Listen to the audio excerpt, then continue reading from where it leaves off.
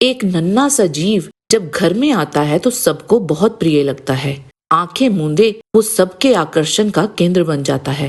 परंतु क्या आप जानते हैं कि इस संसार में आने से पहले उस नन्हे जीव की क्या गति होती है? माता के उदर में वह किस प्रकार बढ़ता है, रहता है और क्या सोचता है?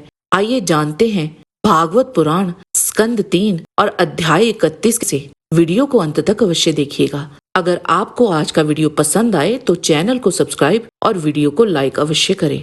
जब जीव अपने कर्मों के अनुसार पुरुष के वीर्य कण के द्वारा स्त्री के उदर में प्रवेश करता है तो वह एक रात्रि में स्त्री के रज के साथ मिलकर कलल बन जाता है, 5 रात्रि में बुदबुद रूप हो जाता है, 10 दिन में बेर के समान कुछ कठिन हो जाता है और उसके बाद मांसपेशी अथवा अंडज प्राणियों में अंडे के रूप में परिणत हो जाता है।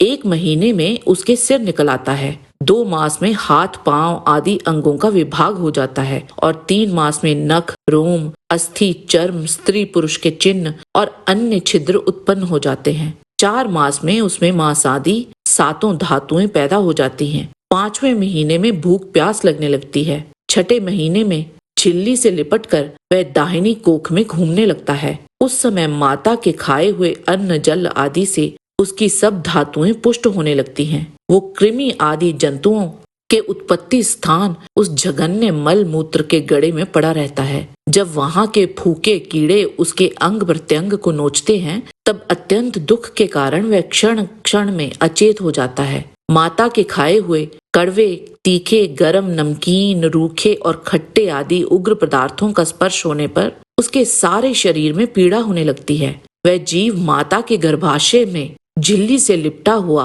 और आंतों से घिरा रहता है। उसका सिर पेट की ओर तथा गर्दन कुंडलाकार मुड़े रहते हैं। वह पिंजड़े में बंद पक्षी के समान पराधीन एवं अंगों को हिलाने डुलाने में भी असमर्थ रहता है। इसी समय भगवान की प्रेरणा से उसमें स्मरण शक्ति आ जाती है और तब उसे अपने सैकड़ों जन्मों के कर्म याद आते हैं और वह बेचैन सा हो जाता है और उसका दम घुटने लगता है। 7वां महीना आरंभ हो जाने पर उसमें ज्ञान शक्ति का भी उन्मेष हो जाता है। तब वह जीव उन प्रभु के आगे कृपा याचना करता है, भगवान मैं बड़ा अधम हूँ, आप बड़े दयालु हैं, मैं यहाँ पड़ा हुआ हूँ, बड़ा संतप्त हो रहा हूँ, कृपया मुझे यहाँ से बाहर निकालिए। इस तरह से वह जीव जब विवेक संपन्न होकर भगवान की स्तुति करता है तब अधोमुख के जीव को प्रसव काल की वायु तत्काल बाहर को आने के लिए ढकेलती है और उसके सहसा ही ढेलने पर जीव बड़े कष्ट से बाहर निकलता है। उस समय उसके श्वास की गति रुक जाती है और पूर्व स्मृति नष्ट हो जाती है।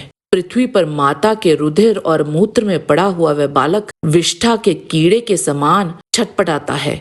उसका गर्भावास का सारा ज्ञान नष्ट हो जाता है और इस तरह से हर जीव जीवन के चक्र में डाल दिया जाता है। आज के वीडियो में बस इतना ही। हमें पूरी उम्मीद है कि आपको हमारा आज का वीडियो पसंद आया होगा। कृपया इस चैनल को सब्सक्राइब और वीडियो को लाइक अवश्य करें। किसी भी प्रकार की त्रुटि के लिए आप सबसे क्षमा याचना के साथ आपसे निवेदन है कि प्रेम पूर्वक परमपिता परमात्मा को मन में धारण करें और बोलें, वैदिक सनातन धर्म की सदा सदा ही जय।